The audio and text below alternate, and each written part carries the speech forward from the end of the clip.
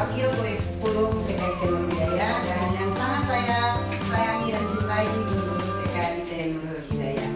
Puji syukur kita panjatkan kehadirat Allah Subhanahu wa Ta'ala atas berkah rahmat dan hidayahnya lah kita semua bisa berkumpul di tempat ini dalam kegiatan hari ini. Hari ini saya akan membagikan praktik baik kepada bunda-bunda semuanya. Di sini saya bukan menggurui, tapi saya hanya berbagi karena saya juga masih banyak belajar.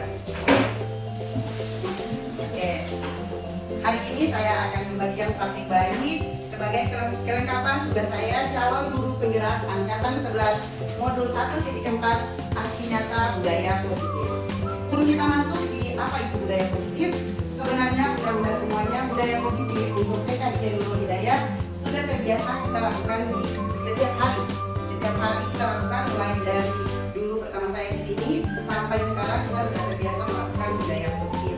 Seperti anak-anak kita mengajarkan anak-anak untuk mencuci tangan, toilet training, memakai sepatu sendiri, dan ada lagi yang seperti makan sambil duduk dan minum sambil makan dan minum sambil duduk, serta hadis-hadis yang telah kita ajarkan ke anak-anak. Itu merupakan budaya positif.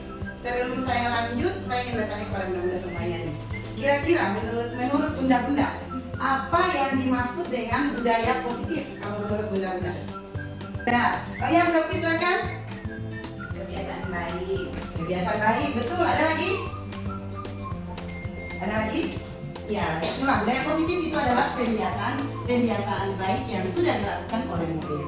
Nah, di sini kita baca bersama-sama. Budaya positif merupakan perwujudan dari nilai-nilai atau keyakinan universal yang diterapkan di sekolah. Budaya positif dapat mendorong murid untuk mampu berpikir, bertindak, dan mencipta sebagai proses kemerdekaan dirinya, sehingga murid mampu mandiri dan bertanggung jawab. Sampai di sini ada pertanyaan, bunda-bunda soleha? Oke, tidak ada ya. Sebelum saya lanjut ke konsep inti budaya positif, marilah kita sama-sama tepuk semangatnya dulu, bunda-bunda soleha. Tepuk semangat. Ha, ha,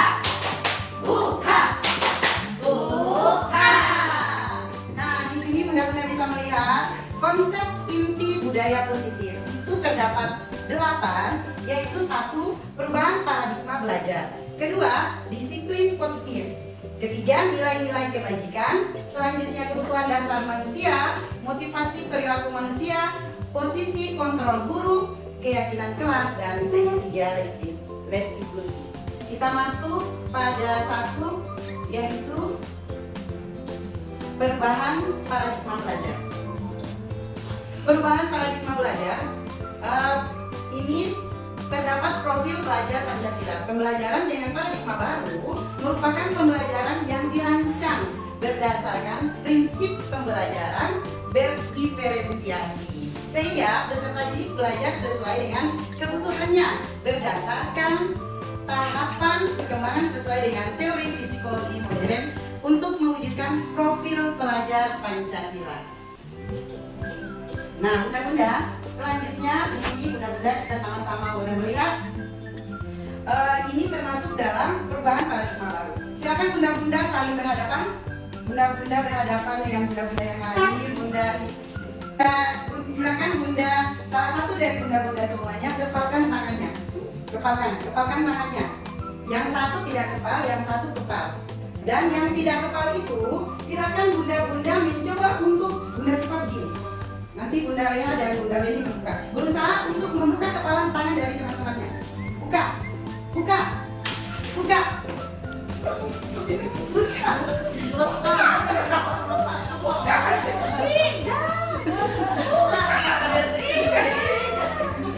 Berhasil. Oke, nah bunda-bunda semuanya, apa yang tadi bunda-bunda lakukan? Kira-kira yang berhasil membuka itu enak, santai, apa memaksa? Memaksa. Memaksa. Berusaha memaksa supaya terbuka. Nah, berusaha memaksa supaya terbuka. Jadi yang berusaha memaksa itu perasaannya gimana? Sakit atau senang? Sakit. Sakit. Ya, oke. Kita lanjut ya, bunda-bunda. Yang tadi bunda-bunda berusaha untuk membuka kepalan tangan dari teman-teman semua. Anggap saja kepalan tangan itu murid. Dan kita selaku guru, kita masuk di kita harus merubah nih paradigma konsep yang berada di pikiran kita harus merubah. Miskonsepsi tentang teori kontrol. Itu satunya yang tadi kita berusaha untuk membuka kepalan tangan dari teman kita atau murid kita itulah ilusi guru untuk mengontrol murid. Itu yang harus kita rubah. Kenapa kita harus merubah? Karena pada dasarnya memaksa murid untuk berbuat sesuatu jika murid tersebut memilih untuk tidak melakukannya. Jadi kalau murid memilih untuk menutup tangannya dan guru memaksa untuk membuka kepalan tangan tadi, maka terjadinya tidak senang, tidak bahagia di antara keduanya. Jadi yang bisa membuka kepalan tangan dari murid tersebut itu intinya dia sendiri. Biarkan kita masukkan pembelajaran apa, dia mengerti atau tidak, dia mau mendisiplinkan dirinya. Tetapi kalau dari dalam dirinya sendiri tidak mau membuka, tidak mau merubah, biar kita lakukan sebagaimana kerasnya kita, dia akan terbuka tapi tidak, dia akan membalikan, dia terbuka tapi tidak bahagia. Dia tidak ilusi bahwa semua penguatan positif, efektif dan bermanfaat. Yang dimaksud dengan penguatan positif, efektif dan bermanfaat itu seperti kita meraih murid. Ternyata setelah saya pelajari di sana kita kan guru egois nih, kita rayu. Ternyata itu juga tidak efektif untuk murid dan kita harus merubah itu. Selanjutnya ilusi bahwa kritik dan membuat rasa bersalah untuk menguatkan karakter murid atau karakter dari teman-teman. Kita kebiasaan itu kan sebenarnya kita sudah lakukan, tapi kita selalu membiasakan bahwa kita harus, anak-anak itu harus ini. Jadi kita mengeluarkan kritik, mengeluarkan kritik kepada murid, ternyata itu tidak bisa menguatkan karakter anak-anak. Dan kembali lagi, semua itu kembali ke anak-anak itu sendiri. Dan satu lagi ilusi yang harus kita rubah, yaitu ilusi bahwa orang dewasa berhak memaksa. Sebenarnya ilusi bahwa orang dewasa berhak memaksa, ini saya banyak belajar untuk memperbaiki diri saya, dan saya kepingin mengajak bunda-bunda semuanya. Oke, selanjutnya paradigma yang tadi di depan menggunakan stimulus respon ke pendekatan teori kontrol. Jadi satu, realitas kita itu sama, kebutuhan kita itu sama. Yang stimulus responnya sebenarnya itu kita mau, seharusnya kita mau itu orang teman-teman kita atau murid-murid kita itu dia punya kebutuhan itu sama dengan kita. Tapi sebenarnya yang harus kita rubah menurut teori kontrol ini, kebutuhan kita semuanya itu berbeda. Selanjutnya, semua orang melihat hal yang sama dengan apa yang kita lihat. Kita mencoba nih, memaksa semua orang itu melihat hal yang sama dengan apa yang kita lihat. Tapi sebenarnya yang harus kita rubah itu adalah setiap orang memiliki gambaran yang berbeda. Selanjutnya, kita mencoba mengubah orang agar berpandangan sama dengan kita.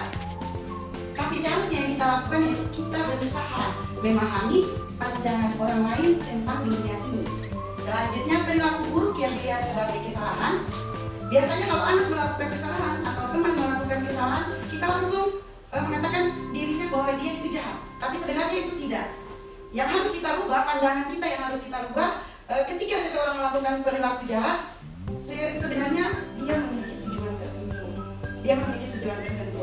Kelima, yaitu orang lain bisa mengontrol saya. Yang harus kita rubah itu hanya diri kita yang bisa mengontrol diri kita. Selanjutnya, saya bisa mengontrol orang lain. Apakah bunda-bunda di sini semua bisa mengontrol orang lain? mudah. Yang seharusnya kita tanamkan adalah Anda tidak bisa mengontrol orang lain. Selanjutnya, pemaksaan pada saat rujukan gagal.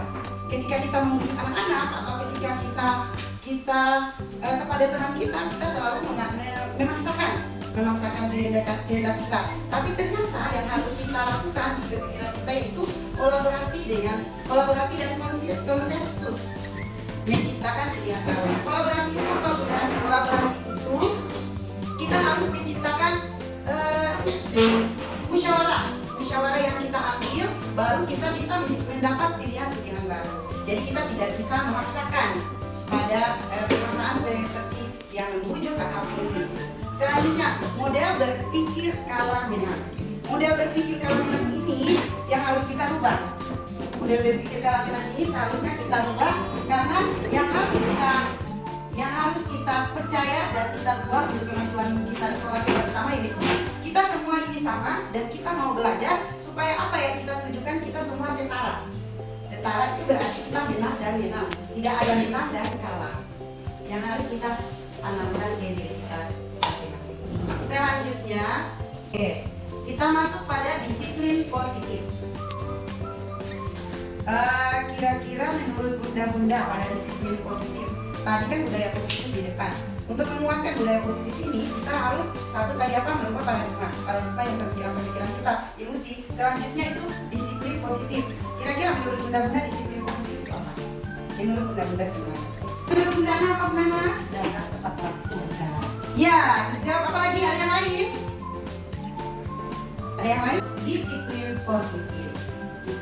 Nah, di sini kita semua bisa melihat disiplin positif adalah pembiasaan yang mencakup sikap atau perilaku maupun tutur kata oleh seluruh warga di sekolah, terutama bagi murid yang dapat berkembang menjadi pribadi yang lebih kritis, mandiri, dan bertanggung jawab.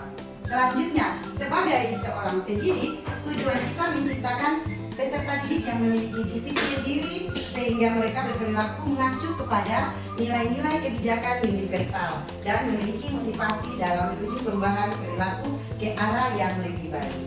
Selanjutnya, disiplin positif merupakan salah satu cara penerapan disiplin yang bertujuan untuk menumbuhkan kesadaran.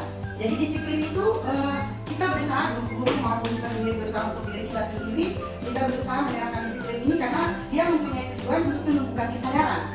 Jadi kalau untuk menemukan kesadaran kepada peserta didik, kita kira-kira kasih penghargaan ataupun hukuman kepada murid-murid kita. Kalau menurut Bunda itu bagus atau tidak? Penghargaan dulu bagus atau tidak? Kalau ini tujuan kita mendisiplinkan murid ini, kira-kira kita kasih penghargaan kepada murid-murid. Itu menurut Bunda bagus atau tidak? Bagus. Oke, bagus. Selanjutnya, hukuman? Jangan.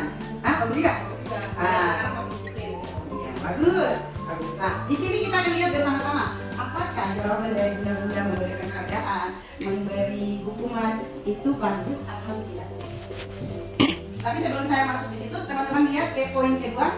Teman-teman lihat saya.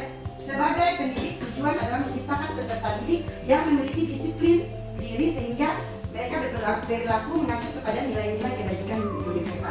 Nilai-nilai kebajikan universal itu yang seperti apa, Bunda? Kita masuk di sini. Sebelum kita masuk, kita diberi hukuman pendidikan. Ternyata kita mau merancang suatu rencana di sekolah untuk mendisiplinkan anak-anak. Kita harus memiliki nilai-nilai kebajikan. Dan nilai-nilai kebajikan itu merupakan kesepakatan bersama. Apa sih nilai-nilai kebajikan itu? Nilai kebajikan itu yang saya ambil dari sini yaitu yang saya ambil. Tapi maupun kita bertujuan menciptakan budaya positif, itu merupakan kesepakatan dari antara warga sekolah, kepala sekolah, guru dan semuanya.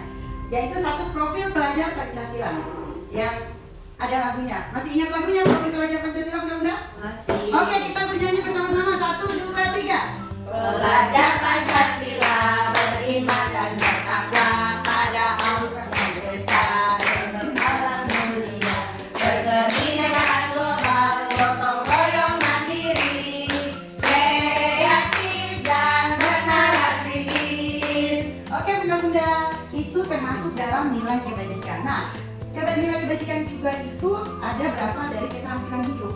Keterampilan hidup yaitu keterampilan pendengar yang aktif. Dan saya ambil sini dua, sebenarnya banyak, cuma yang saya ambil kedua, pendengar yang aktif kemudian dapat dipercaya. Itu keterampilan hidup yang berasal dari diri masing-masing. Selanjutnya ternyata bunda-bunda yang kita pernah belajar di sekolah karakter ternyata ada di sini juga. Yang ada ternyata dia juga masuk di kurikulum merdeka ini, sebenarnya karakter itu. Tapi ini kita bisa lakukan sesuai kesepakatan bersama. Mana yang harus kita lakukan? Oke, selanjutnya sebelum tadi kita masuk ke penghargaan dan hukuman untuk anak-anak, kita terlebih dahulu melihat nih kebutuhan dasar manusia. Kebutuhan dasar manusia, oke bunda-bunda, kebutuhan dasar manusia itu ternyata ada 5. 1. Kebutuhan bertahan hidup, kasih sayang dan rasa diterima, penguasaan, kesenangan, dan kebebasan. Itulah merupakan kebutuhan hidup manusia. Karena kalau saya menyerahkan 1 poin saja ya, kasih sayang dan rasa diterima. Kasih sayang dan rasa diterima itu dipedulikan, berbagi, kemudian kita merasa mengajak untuk bekerja sama dan agar bisa menjadi bagian dari kelompok kita ini. Dan alhamdulillah di sini kita selalu melaksanakan itu. Di TK Nurul Hidayah kita selalu melaksanakan itu. Selanjutnya, oke, yang tadi dari ibu-ibu, bunda-bunda semua bilang bahwa hukuman, kasih penghargaan itu merupakan hal baik. Di sini nah kita sama-sama melihat nih, itu merupakan motivasi perilaku manusia. Motivasi merupakan dorongan yang timbul pada diri seseorang secara sadar atau tidak sadar untuk melakukan suatu tindakan dengan tujuan tertentu. Nah, jadi yang tadi dimaksud dengan pemberian penghargaan dan juga hukuman itu merupakan motivasi ekstrinsik. Ternyata di sini ada seorang dokter. Dia mengatakan bahwa motivasi itu kalau dilaksanakan berdasarkan penghargaan dan hukuman, ternyata itu tidak bagus untuk anak-anak, teman. Karena alasannya dokter itu, dokter saya juga lupa, penghargaan itu anak-anak dia melakukan disiplin untuk dirinya sendiri karena ada penghargaan tersebut. Dia tidak berasal dari dirinya anak-anak itu untuk mau berubah. Karena dia ingin penghargaan, jadi dia mau berubah. Kemudian untuk hukuman ini anak-anak itu detik itu menit itu dia akan kesulitan karena dia takut untuk dihukum. Jadi dia punya motivasi untuk merubah dirinya menjadi disiplin tidak bisa terjadi, tidak bisa tercapai karena ada hukuman ataupun penghargaan tadi. Dan selalu apa yang harus kita lakukan selaku guru? Yang harus kita lakukan selaku guru itu kita membangkitkan rasa motivasi yang berasal dari dalam dirinya sendiri. Lalu bunda, motivasi yang gimana? Nah, di sini dia menjelaskan motivasi yang berasal dari motivasi intrinsik itu motivasi yang berasal dari dalam dirinya sendiri. Dia mau merubah untuk menjadi lebih baik, yaitu menghargai nilai-nilai kebaikan dari dirinya sendiri. Murid melakukan disiplin karena sadar akan nilai kebajikan dirinya. Di dalam guru kita berada di posisi mana bunda? Kita mempunyai 5 posisi kontrol sebagai seorang guru. 1. Penghukum, 2. Pembuat rasa bersalah, 3. Teman, pemantau, dan manajer. Bunda-bunda di antara manajer. Posisi kita yang bagus yang mana? Yang harusnya manajer. Oke, kita lanjut. Jawaban David, kita lanjut. Kita lihat. Kenapa tadi kita tidak memilih posisi kontrol sebagai penghukum?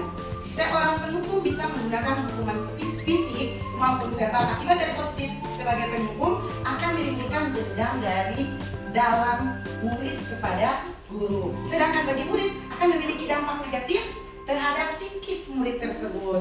Nah, di sini ada kegiatan-kegiatan guru akan menerapkan posisi hukum akan berkata seperti yang di sini benar-benar. Selanjutnya, berarti posisi penghukum sebagai guru itu bagus atau tidak bunda-bunda semuanya? Tidak.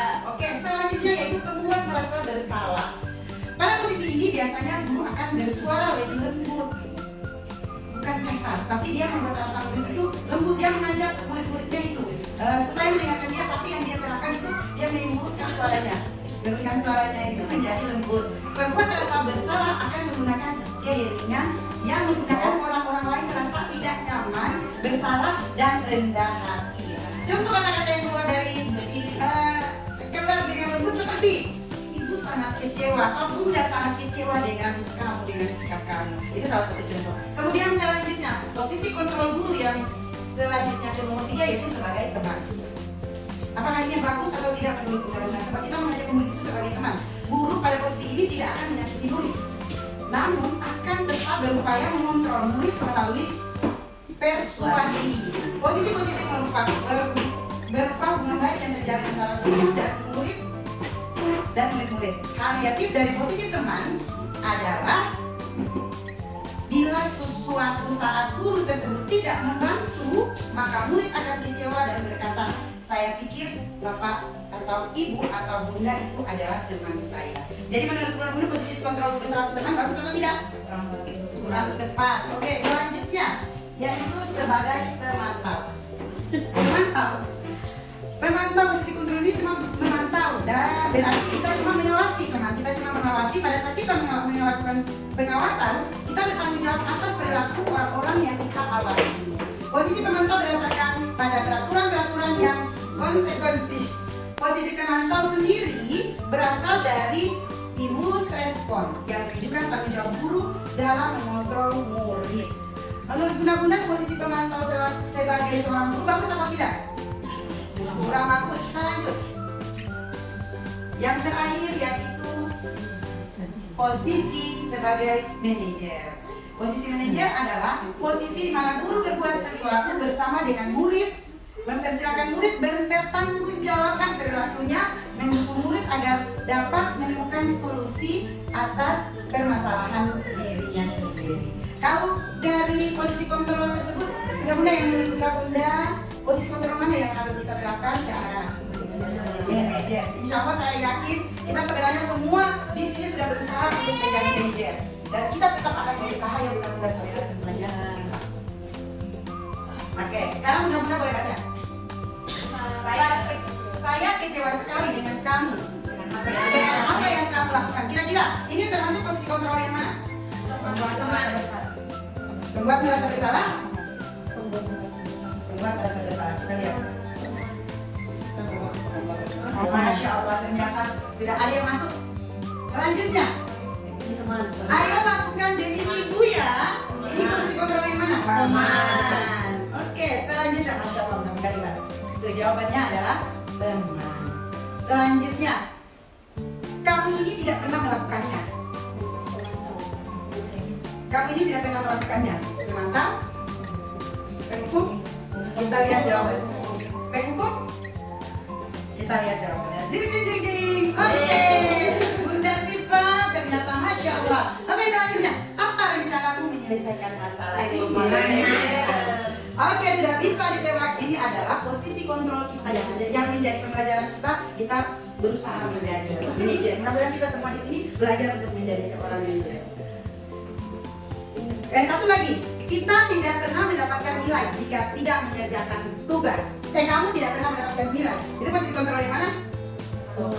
Masya Allah, ya berarti benar-benar semua Masya Allah sudah bisa menerima posisi kontrol mana yang bagus untuk anak-anak kita dan kita jalankan bersama. Nah, di sini yang tadi yang dimaksud dengan budaya positif, selanjutnya itu kita akan melakukan keyakinan kelas. Keyakinan kelas. Kalau menurut bunda-bunda, apakah keyakinan kelas? Apakah keyakinan kelas dan peraturan kelas itu berbeda? Iya, berbeda bunda-bunda. Mengapa keyakinan kelas bukan peraturan kelas? Ada yang tahu? Kenapa? Oke, kita lanjut. Kenapa kita lebih memilih, sana itu lebih memilih keyakinan daripada peraturan? Karena satu, dia bersifat abstrak. Dua, dia berupa pernyataan universal. Yang tadi kita sudah jalankan di depan, kebijakan-kebijakan universal itu dibuat dalam pernyataan positif. Pernyataan positif itu seperti apa? Kayak di dulu itu kita biasa melakukan, jangan buang sampah di sini. Sekarang kita merubahnya, buanglah sampah pada tempatnya. Tapi agar mudah diingat, jadi keyakinan kelas itu sedikit saja biar anak-anak mudah ingat. Kemudian sesuaikan dengan kondisi sekolah atau murid atau anak-anak kita. Kita disesuaikan karena kita tidak bisa menyamakan TK, SD, SMP ataupun SMA. Lanjut semuanya, semua warga sekolah atau kelas dilibatkan dalam membuat keyakinan kelas. Tapi di sini kalau untuk keyakinan kelas itu semua warga yang ada di dalam kelas, yaitu antara kita dan murid.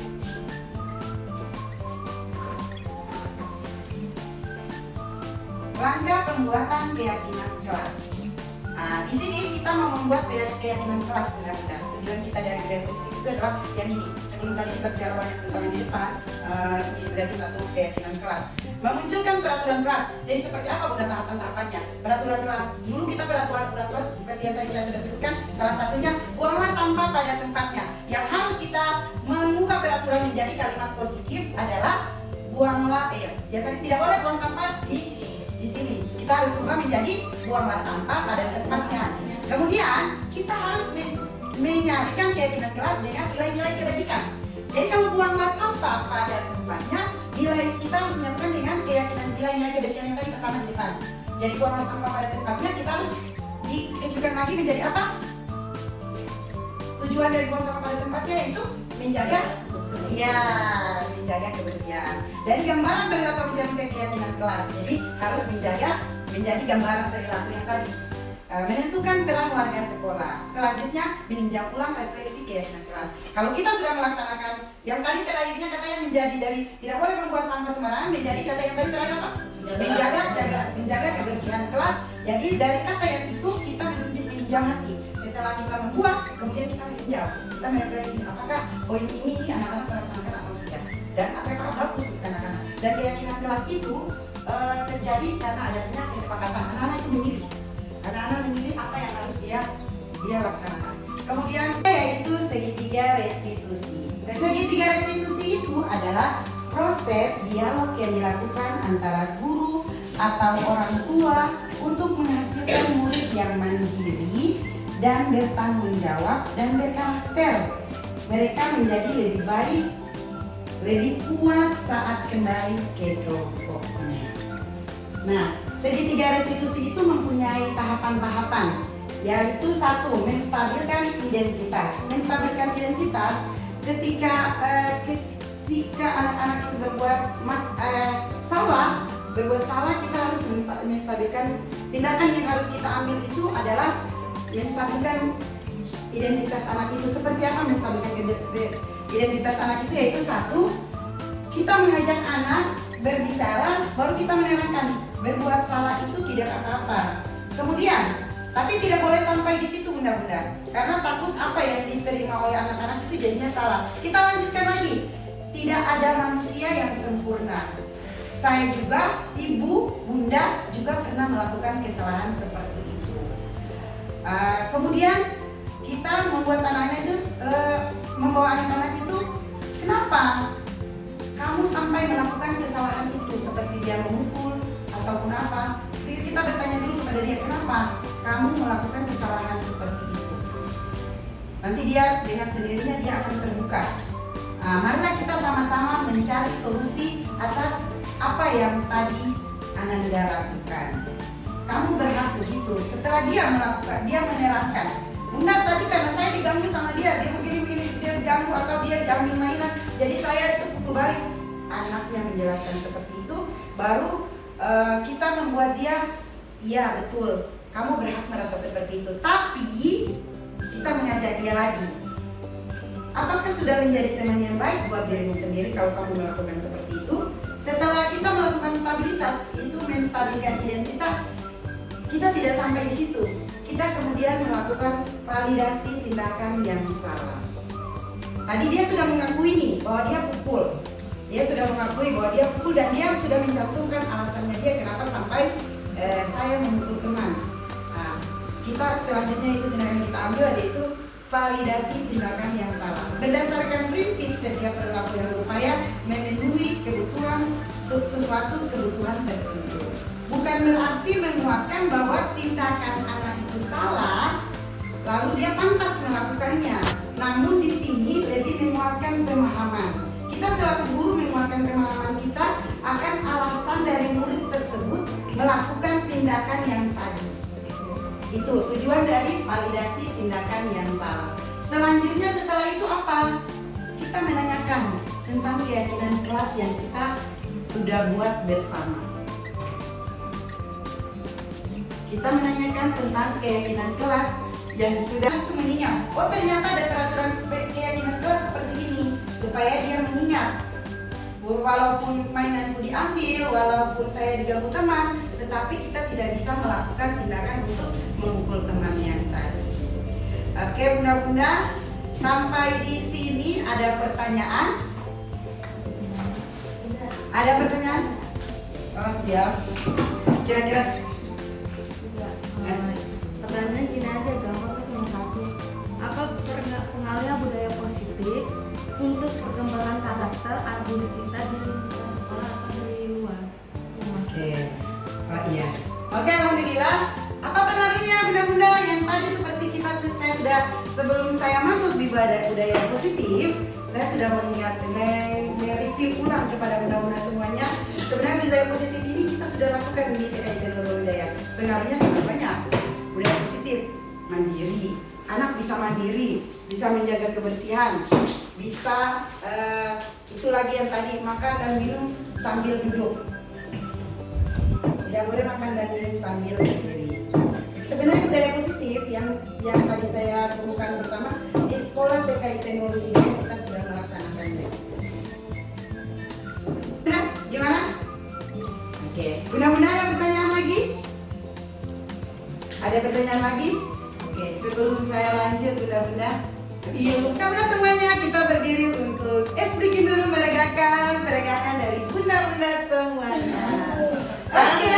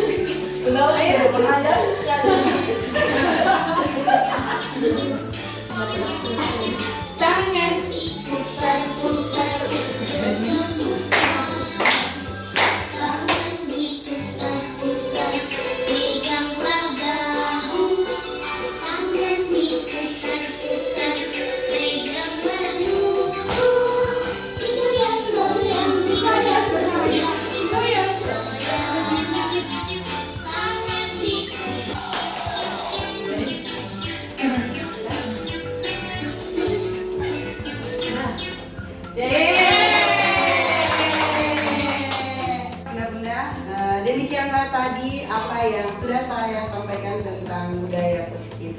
Sebelum saya tutup, saya mau bertanya kepada bunda-bunda, apakah kita selaku guru melakukan proses yang mendisiplinkan murid seperti kita melakukan hukuman dan memberikan penghargaan, itu baik buat anak-anak bunda-bunda semuanya?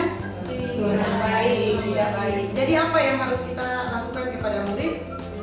Memotivasi memotivasi muridnya untuk berubah menjadi lebih baik, itu berasal dari dirinya sendiri. Kemudian lagi, saya mau tanya lagi, posisi kontrol mana yang harus kita tanamkan, kita gunakan di antara posisi kontrol yang tadi selaku seorang guru? Manajer. Posisi kontrol manajer. Oke, baiklah bunda-bunda, demikianlah tadi budaya positif yang saya dapatkan dan saya sampaikan kepada bunda-bunda semuanya. Dan sekali lagi saya mengulang, untuk TKI Nurul Hidayah, alhamdulillah kita sudah melakukan budaya-budaya positif tadi, maupun posisi kontrol ataupun yang tadi kita mau mendisiplinkan anak-anak. Dan di sini saya cuma mereview ulang dan mengingatkan kembali kepada bunda-bunda semuanya agar kita berusaha lagi. Kita sudah menjalankan ini, tetapi kita istiqomah, akan mempertahankan istiqomah yang tadi supaya murid-murid kita menjadi murid-murid yang seperti visi kita apa ya bunda-bunda soleha semuanya, mestinya seperti visi sekolah kita, yaitu apa bunda-bunda masih ingat? Membentuk generasi petani yang solid, cerdas, kreatif, dan mandiri. Alhamdulillah, materi yang tadi saya sampaikan tentang budaya positif untuk bunda-bunda semuanya sudah selesai. Mudah-mudahan apa yang tadi saya sampaikan menjadi pegangan buat kita semua, karena saya juga masih banyak belajar. Kurang lebihnya saya ucapkan mohon maaf yang sebesar-besarnya jika ada salah-salah kata. Wassalamualaikum warahmatullahi wabarakatuh. Waalaikumsalam warahmatullahi wabarakatuh. Terima kasih bunda-bunda semuanya.